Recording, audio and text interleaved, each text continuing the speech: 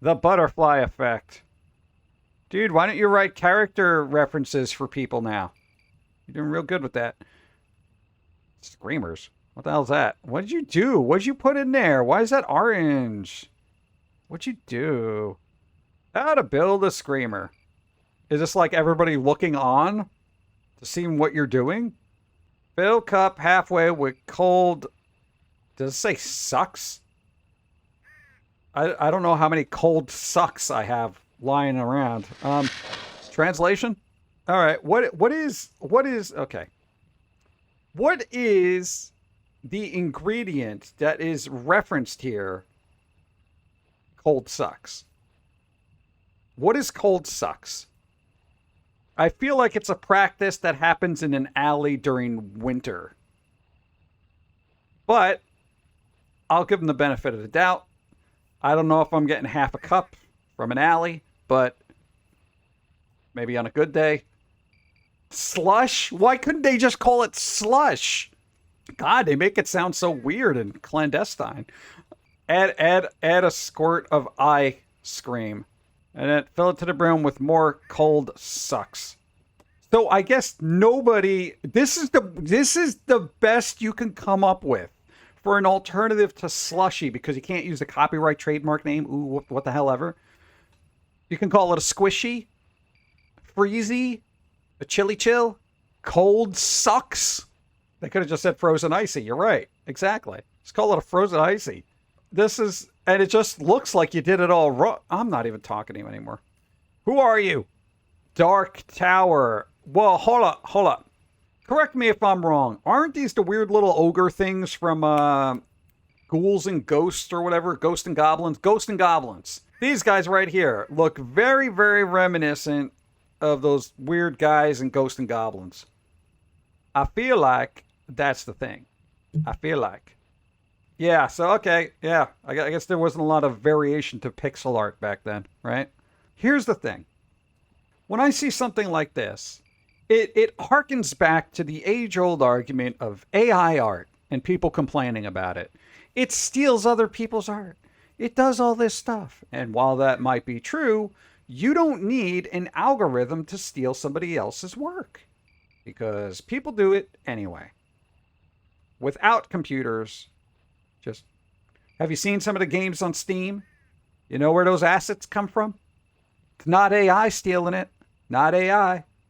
Everybody's a tiny little thief and they all enjoy it. Sit and reach trunk. Isn't this how they just measured your feet in a foot store? Not a foot store, shoe store. I haven't been to a shoe store in forever. I have never had to try on a pair of shoes in the last 15 years. Is that weird? Is that weird? Like I just buy them. I just buy them like on like Amazon or Walmart or whatever, and I'm just like, yeah, add to cart, whatever. Because I know my foot size. I know it well. So do others. But shut up. I'm starting to get into little double entendres here because it's fun for me now. I'm trying to broaden my horizons. We use those stretchy devices in PE school. They had you stretch? We didn't have stretching. We had lunging and explosive movements that would break your ligaments merely because you didn't want to get hit with a ball that was probably a lot harder than it needed to be. That and running. Run. I'll run. I don't know if you're going to get me back. I'm just saying. You know, I didn't even know they had a thing. They didn't do stretching. I didn't learn about stretching till I got to college. You know? But hey, I'm a fast learner when it comes to stretching. But okay. Are there nostalgia events from the late 2010s? God, I hope not. Here's the thing. Do not look back at the 2000s as fun, because they weren't. There was very little to be had there. Very little. You had a couple of like tail end kind of spittle from the 90s fading out, and then there's just Purple Haze. School of Rock, bro. Dude, the best Jack Black movie ever made. Tenacious D. You sounded like a comic book nerd, but why does the name Dr. Dreadful, sound like an amalgamation of Dr. Fate and Judge Dredd? Think that would be cool. Why not? Dr. Dreadful. Ramones. There you go. So I could get nostalgic for the Ramones. 1, 2, 3, 4. Yay, they can count. This guy got milk. Got Milk Edge were pretty cool. Were they? I've seen guys in clubs that look like that. That's usually the after picture, though. My last name is Booze. If I ever get my PhD, I'll be Dr. Booze. Dr. Booze! Dude, Mr. Booze House of Spirits? You can have a gothic-themed liquor store. Bruh, come on. Every goth would travel to go to that place. All right? If you look up Yelp liquor store near me and, you know, Mr. Booze House of Spirits shows up, bro. Jim Carrey, 1994. They did all those things. I did not like The Mask. I did not like it. This was all right for its comedic humor. This I found to be annoying, probably because of the special effects. Smell of freshly opened booster packs. Booster packs, bro! Before there was Doctor Who! I didn't like Cable Guy. Yeah, Cable Guy was a little, I'll say long in the tooth, if that makes any sense. Like, it kind of, it dragged out a little bit. It was all right, but it wasn't great. Same thing with, like Me, Myself, and Irene? Whatever it is. Jim Carrey plays split personality person. It's essentially like a lot of gross out humor and just bombastic idiocy. You know, the cast of Narnia reunited after you. I don't care. The original 151 Pokemon. This is the only Pokemon I recognize. Every other Pokemon after this, bastard Pokemon. Maybe Pumpkaboo gets a pass, but only because of the pumpkin guy. Dude, these were the good ones. This is when it was fun. This was when it was fun and fresh, you know?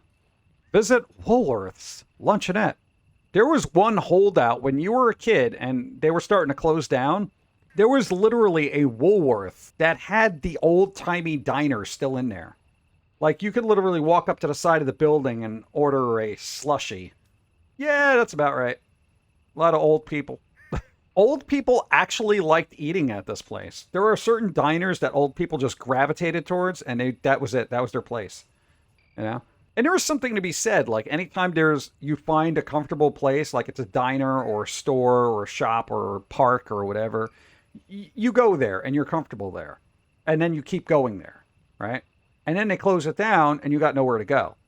Especially if that was like a place of social interaction.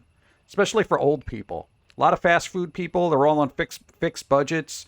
They all hang out at a Wendy's or something. Wendy's closed down. They got nowhere to go. You know? They don't know how to work the iPhone to call their friends. What do? All right, we got a thing happening. Amok. Bro! Body on Tap. That's kind of what the Maid Cafe is, but, you know. I know a lot of people like Radiohead, but I never liked them. Maybe it's because that song Creep got played to death and it aggravated me. And again, I appreciate their musicianship, their place in musical history, etc., etc. I just don't like anything they do. It's just so bizarre. You figure growing up in that era, I would be like, dude, Radiohead! I was always like, please turn this off. I don't even know why. And I think it's because I'm a creep. Just shut up. What am I doing here? I don't know. Go away. Shut up. Tongue splashers. You know, this goes back to the joke about the cold suck. But tongue splashers cost extra. Let's see. Figure it out. Exactly, if you didn't get that last joke.